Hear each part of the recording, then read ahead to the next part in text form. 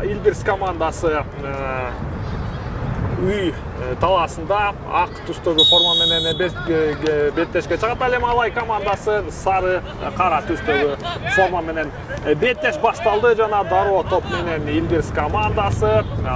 Азиз Сыдыков. Бул арада Илбирс командасына алгачкы чабуу жана алгачкы сокку Эммануэль Ягр сокку узаткан. Бирок Дордой командасы менен кескелип 2-1 эсебинде жеңип алган. Бул арада кайрадан Алай командасынын чабуу жана гол.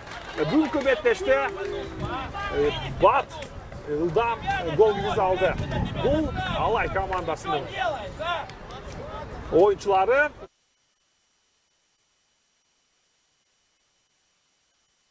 Бар 15 катардагы. Бул арада Алай командасынын оң капталданы чабуу. Димухамед Талайбековдун соккусу. Султан Чамоев өз ордунда сейф. Мына сага Султан Чамоев. Сыдыков топ менен борбордук турстан өзгөрүп барат. Ягырга пасы мыкты чыгарып берген топ. Сыдыковдун соккусу. Чамоев. Султан өз ордунда. Нурматуллу Ирахимбектин соккусу. Кандай гана сокку. Az жерден топты жоготуп кое жаздады. Кайрадан Чомоев Салих халал стандартына ылайык жасалган даамдуу колбасалар, сосискалар жана сэндвичтер.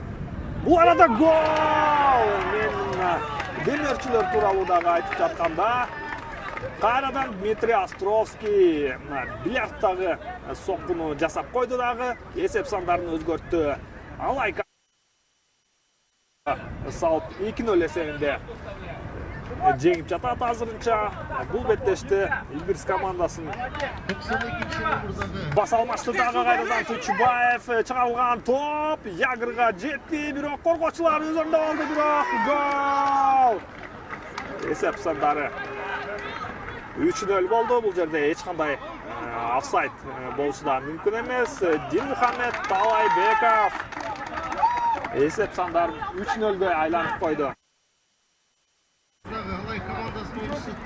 Бул жерде эмне үчүн офсайд болгон жок? Себеби дегенде топ өз коргоочудан чабуулду жасап коюшу мүмкүн. Эми гана Мадаминовго пас. Мадаминов өзү топко элип алган жок. Сокку! Албеков кандай гана сейф, кандай гана мыкты удар болду. Кеңгибаев мына бул беттеш жүрүшүндө айттым эле, ооба.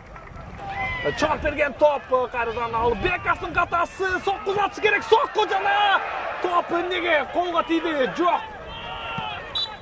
Абдулдаевдин ышкырыгы андай болгон жок. Биринчи тайм соңуна келип жетти. Эсеп эми гана Мырзахматовго пас. Марлен соккусу. Ягырга чыгарылган топ. Ягыр сокку. Масага Нурматуллуна пас.